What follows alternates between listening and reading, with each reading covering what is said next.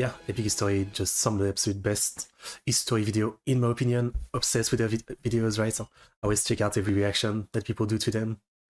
And yeah, I guess they got a new one about the Battle of Valmy, which all I know is that they referenced it a few times as like one of the like big early victory of the French Revolution against the First Coalition, I believe, or something of the sort. I forget the full context.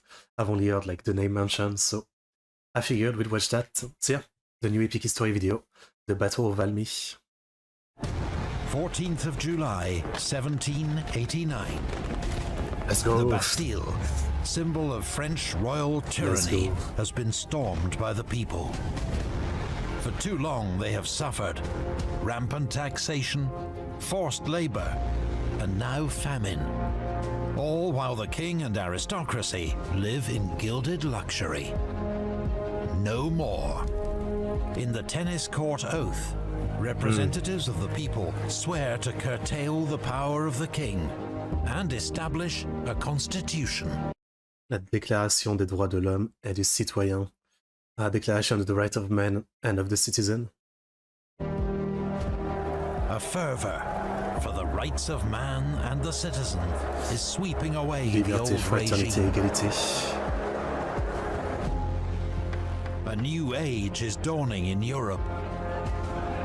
An age of enlightenment, equality, and reason. An age of upheaval and war. Until the terror, An basically. age of revolution. The Battle of Valmy, birth of the French Republic. In the first euphoric days of the French Revolution, hopes for the future are high. In the aftermath of the tennis court oath, France is governed by a National Assembly, a government of elected deputies dominated by Enlightenment thinkers of the middle class. Midabo CS, which CS is later one of the guy in the directory, right? After the terror and everything. The Assembly drafts a new constitution for France, a formidable challenge, while also directing foreign and domestic policy and attempting to contain a massive economic crisis. What's the debt? 8 million? That's a lot. At first, most deputies favor a constitutional monarchy. But King Louis XVI and his supporters are disgusted by the idea. They have no intention of sharing power with the Third Estate, the common people, and wish to see the king's absolute power restored. In June 1791, Louis tries to flee the country to seek aid from loyalist forces. A lot of this I learned from a channel I've recommended before. I think it's called Historically Accurate, and they do a much deeper series about Napoleon and like the revolution. I mean, Epic History does a good job, but don't go super in depth, right? I think that's the channel I'm thinking of.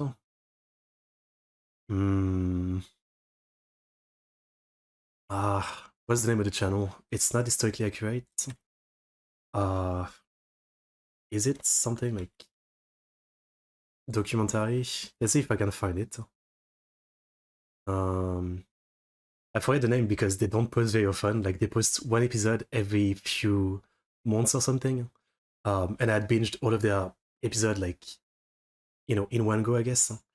I'm not finding it. I'm sad it's not showing up right away because it's really, really great. Napoleon documentary. Like, it goes in much more detail and depth, I guess. So I learned a lot from it. I can't believe it's not showing up as like one of the first. I mean, it's a small channel in comparison, I guess. Maybe if I do like this year, and it's like long, so like over 20 minutes. I can't believe I'm not finding it. Nope.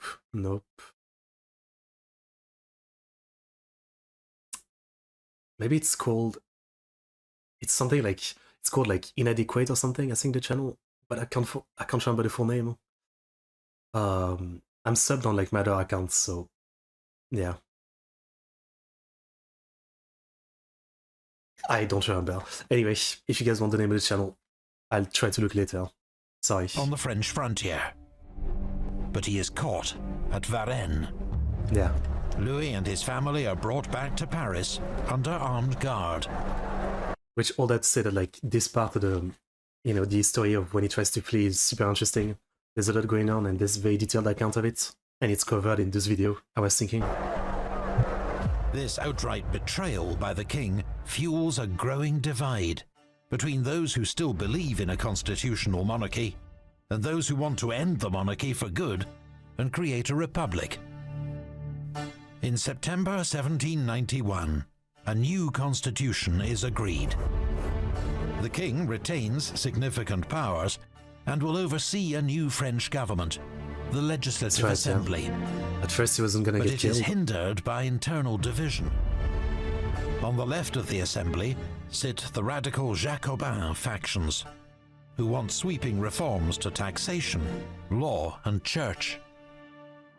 On the right, the conservative Foyon faction, who think the revolution has gone far enough. With France in political paralysis, both sides see a possible way to unite the country and get what they want through war.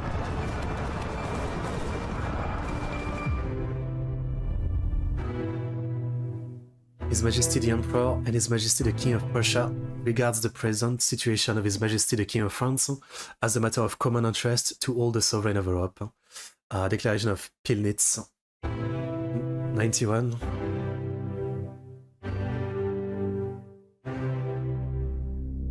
In 1792, the great concern of Europe is not France and its revolution, but Poland.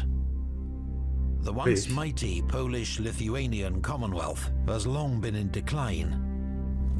In 1772, its rapacious neighbours, Austria, Prussia and Russia, had agreed to share out the Commonwealth's border provinces. So I thought, yeah. But there is more to come. In the summer, I actually thought, yeah, Russia was already like ruling over Poland at that point, but I guess not. Summer of 1792, Empress Catherine of Russia becomes concerned at a possible Polish resurgence and sends in her troops. There we go. Austria Catherine the and Great, Prussia right? watch on, determined that any Russian gains at Polish expense are matched by their own. For the moment, events in France are therefore of secondary importance. Nevertheless, King Louis's treatment cannot be completely ignored by Europe's other monarchs. There are principles at stake, and fears that the ideals of the French Revolution may spread, like an infection, to neighboring countries. The previous year, 1791, Austria and Prussia had issued a joint statement, the Declaration of Pillnitz. The treatment of King Louis, they announced, was of common concern to all European monarchs. Which is funny because when you think about it, I mean, for them, they don't like it, obviously, but at this point, he was actually treated well. Like, you know, they were thinking of, like, you know, making change to the country, but not removing the guy, actually keeping him, you know, as a constitutional monarchy, right? But obviously things went way further than that to eventually, like, literally executing the king and his wife. But at this point, you know, things were, like, still kind of, like, nice toward him in a sense. This vaguely worded warning, intended to strengthen King Louis's position, causes outrage in France. The revolutionaries view Austria as a reactionary power, which gives support to dangerous French exiles, the aristocratic émigrés in Koblenz, who wish to invade France and overturn the revolution. They are led by the king's brothers and cousin, and now command a force 5,000 strong. That's it. There is growing clamor for war from all quarters. Among the Jacobins, the Girondin faction believe war will unite France. Some even call for a crusade to spread revolutionary ideals across Europe. The king and his supporters believe war will remind France of its traditional loyalties, while privately, King Louis and Marie Antoinette would also welcome French defeat, which would mean an end to the revolution. Yeah. On the 20th of April 1792, citing numerous provocations, the French Legislative Assembly votes to declare war on the Habsburg monarchy of Austria. It's such a classic in history, like, you know, there's many different reasons wars have been started, but like starting a war to unite the people, which in some way, you know, it's a common idea, right? People stop fighting amongst each other when they have a common enemy. Like, it's a simple classic concept, but it's still kind of insane how it's been used so many times through history as like such a simple thing, right? Even though you're talking about like, you know, invading other countries, killing hundreds of thousands of people, losing a ton of your own people. I mean, I get the point, uniting your people, but it's still insane how casually it was often used in history. I mean, yeah. France rides a wave of war fever, and hopes are high for a quick victory. But the French army, one of the most powerful forces in Europe, has been thrown into chaos by the revolution. Almost half its officers, all aristocrats, have fled France to escape the revolution. Those who remain are not trusted by their men or the politicians. Old regiments of the Royal Army are also regarded with suspicion. They have been augmented by tens of thousands of fresh volunteers, a citizen army that is eager and full of zeal, but lack discipline, training, and supplies. France hopes to capture the Austrian Netherlands, modern Belgium, a rich province and a seemingly easy target. The experienced generals Rochambeau, Lafayette, and Luckner share command of 3 frontier armies, but cannot agree on a plan. And the fragility of their new recruits is soon exposed. General Biron, advancing on Brussels, wins a minor skirmish at Quievrain. But he is so alarmed by the disorderly conduct of his troops, he decides to pull back to the frontier. His men are so jumpy that the mere rumor of an Austrian attack triggers a complete rout. Yeah, he was right then.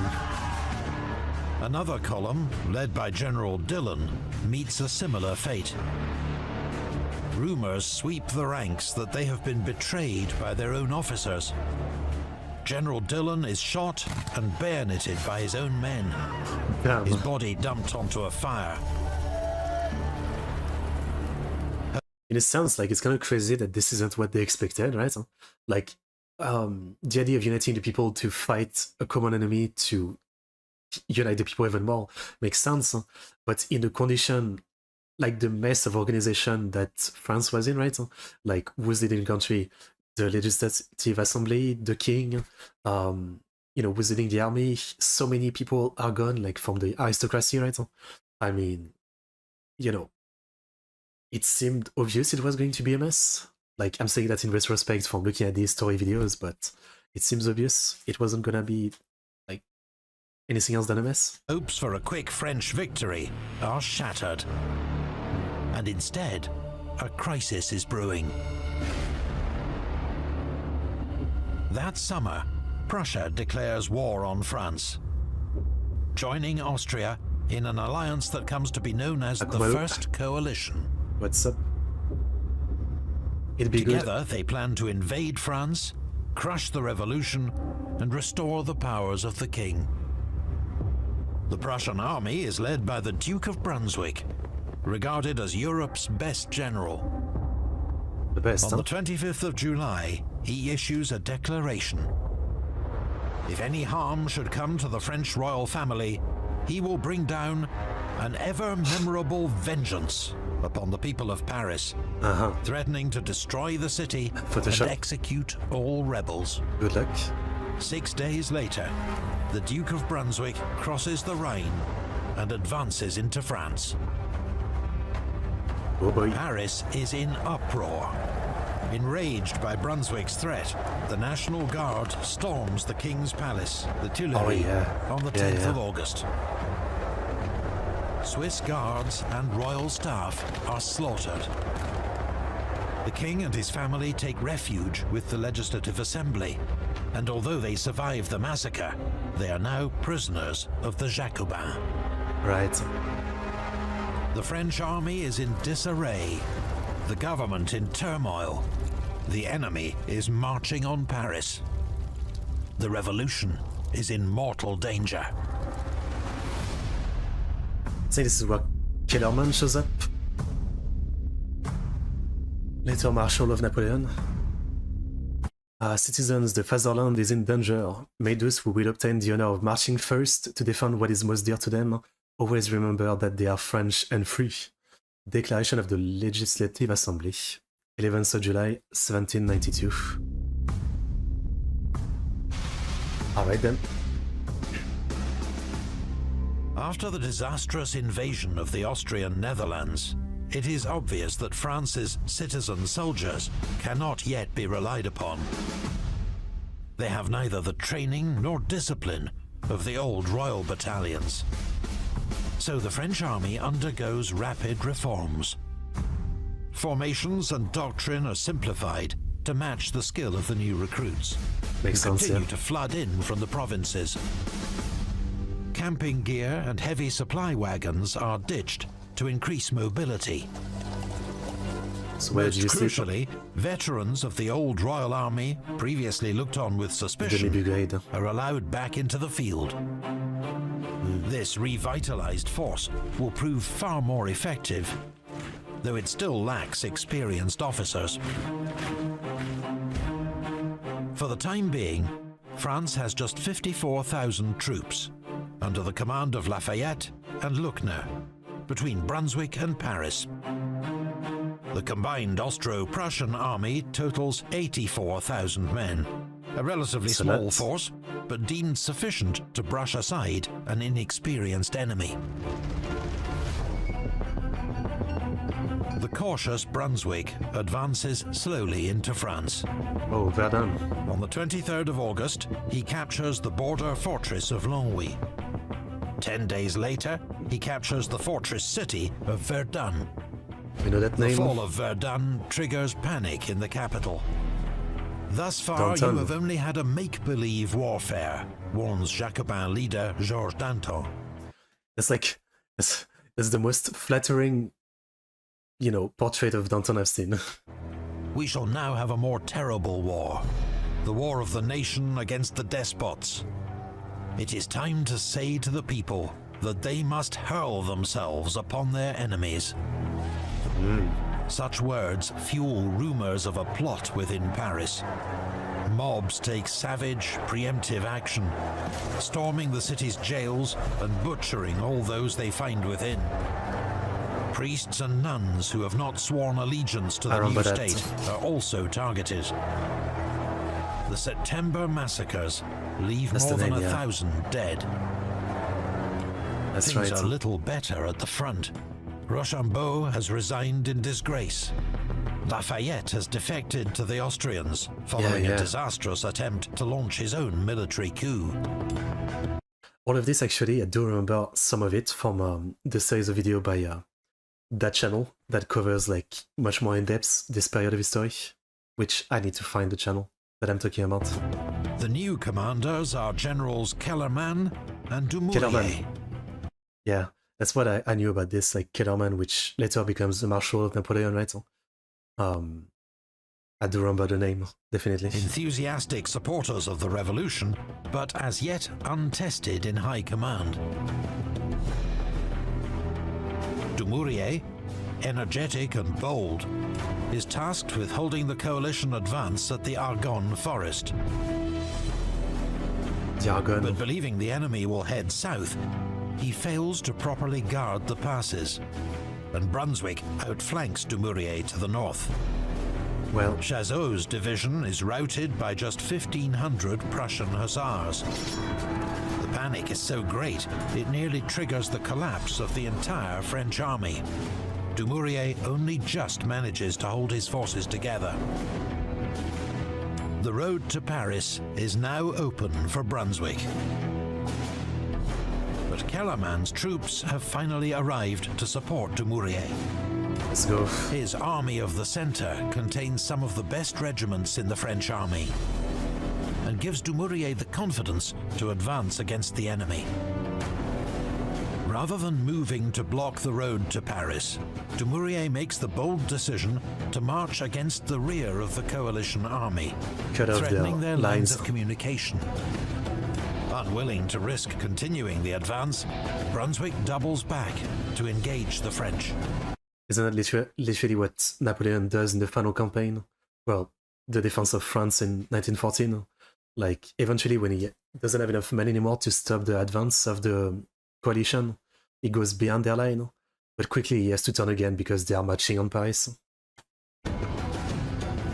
Here, he thinks, is a chance to destroy the revolutionary army, which has never yet managed to stand its ground. I mean, I can understand why you believe that. Arise, children of the fatherland, the day of glory has arrived. La Marseillaise. Oh man, listening to it like in English feels weird. I don't even know which part it's referencing. Frankly, I don't even know if I fully remember La Marseillaise. When I was in middle school, we were taught the song. It's like the French anthem, right? It's a very war song, but I don't remember most of it. I generally don't remember most of it. Because it was only in middle school that we were made to sing it a few times.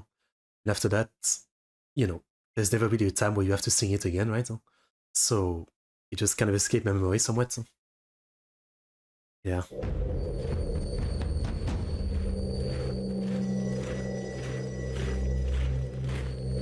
In the early hours of the 20th of September 1792, a thick fog blankets the rolling countryside around Valmy.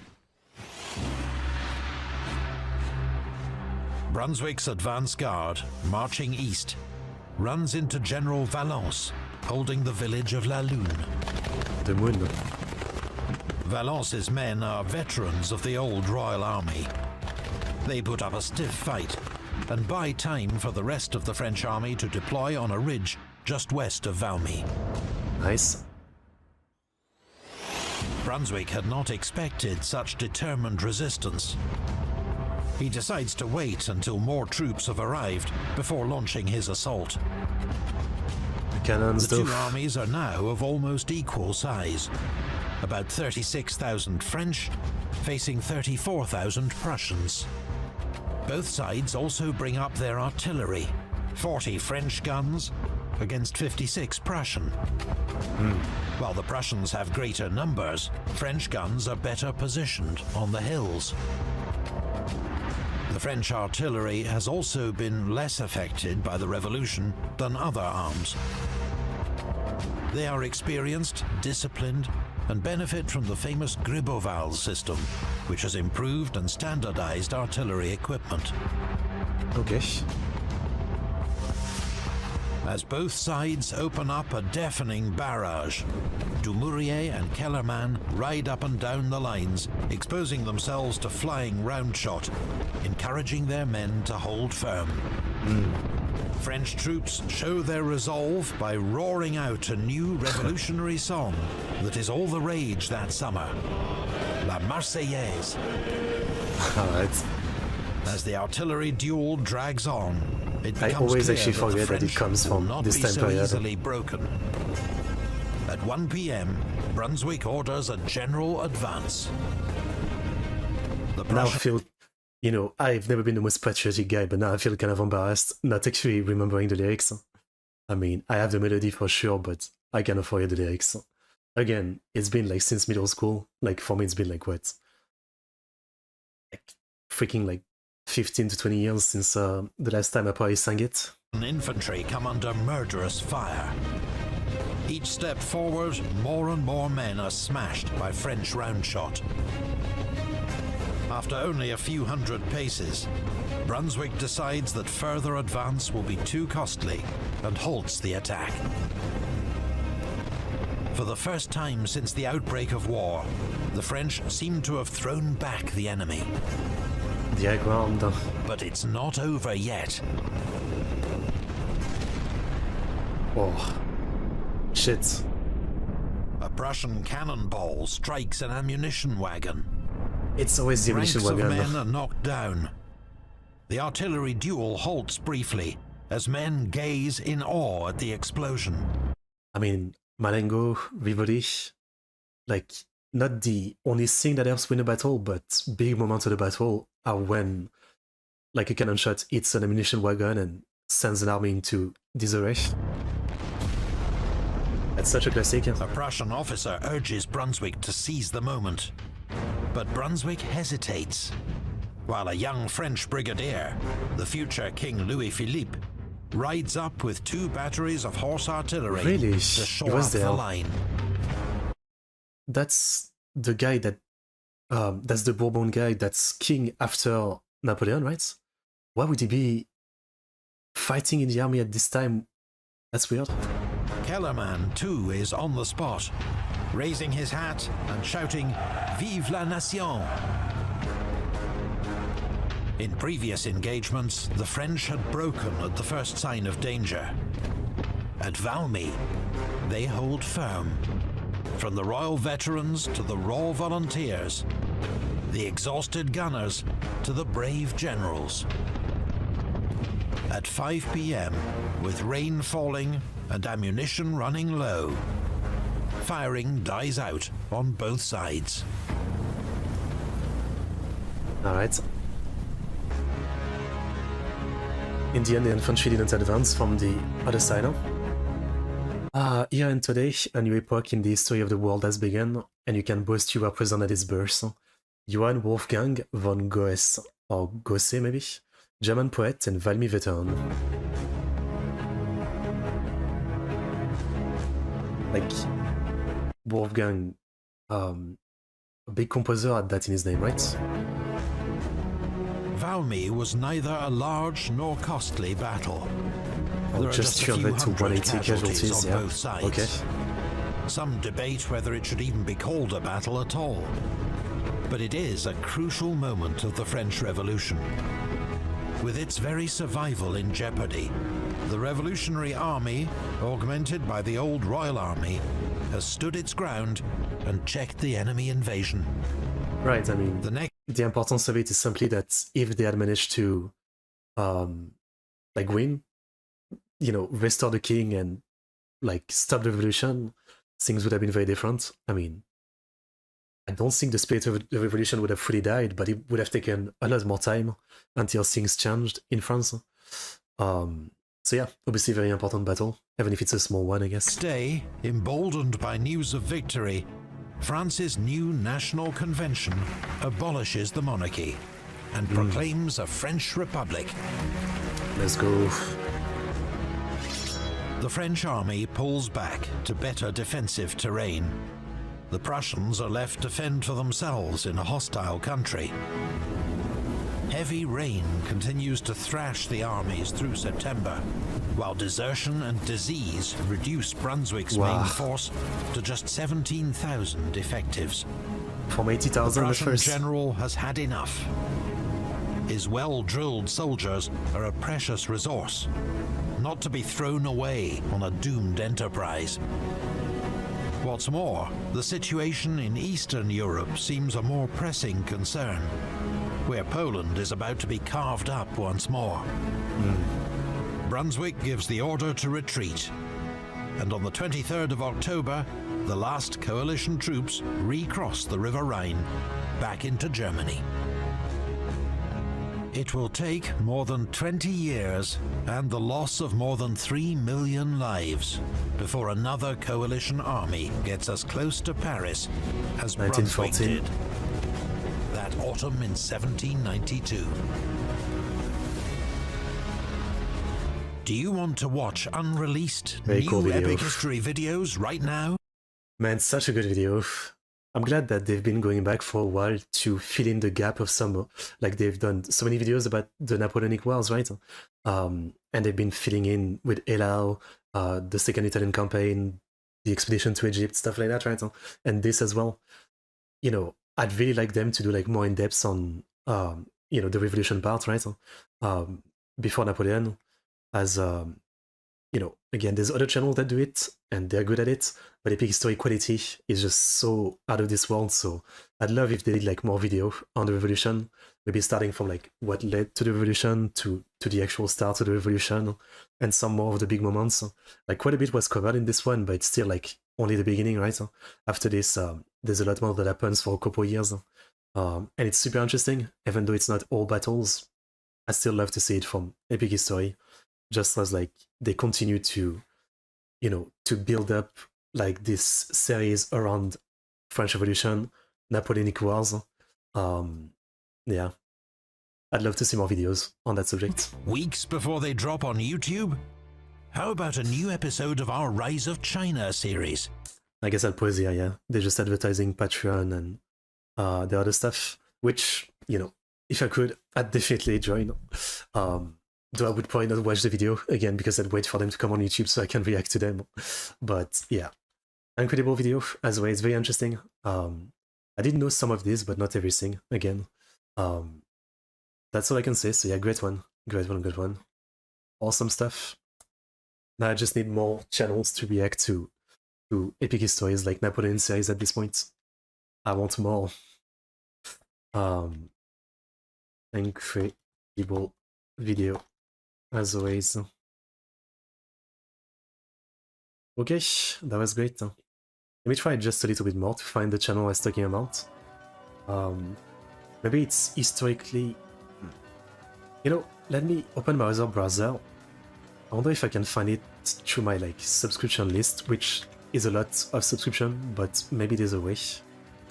I just feel annoyed that I can't remember the name. I feel pretty bad about that.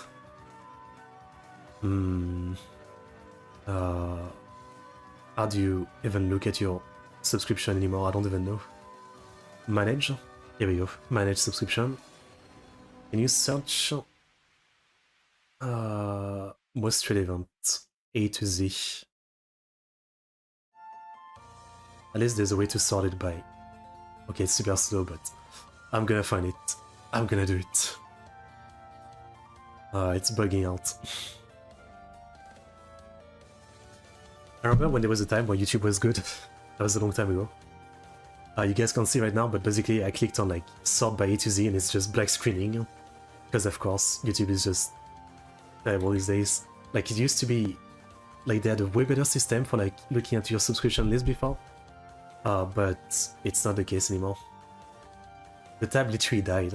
I mean, it's YouTube and it's this bad, seriously. Okay. Okay.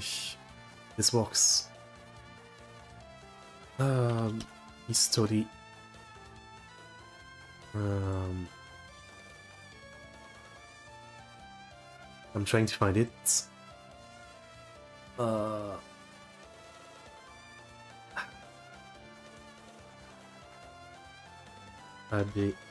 Oh, here we go. I found it.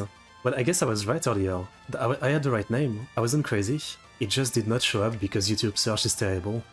I found it. I was literally not wrong. The channel is historically adequate. I was totally wrong. Totally right. Just YouTube wasn't showing it. This is the channel I'm talking about. Here's the link. They've been posting for like many years now, and they have like, you know, very long videos going for like, you know, right now they're doing like the Napoleon series, going from like, you know, doing everything in terms of like talking about it in depth. It's not like Epic History in terms of like, there isn't crazy presentation, it's mostly audio. But again, they have like a many hours series on the revolution, starting from like before it, to the Bastille, to the Terror, to the September Massacre and stuff like that. So I recommend this series of video a lot. It's great stuff. I can't believe YouTube wasn't showing it.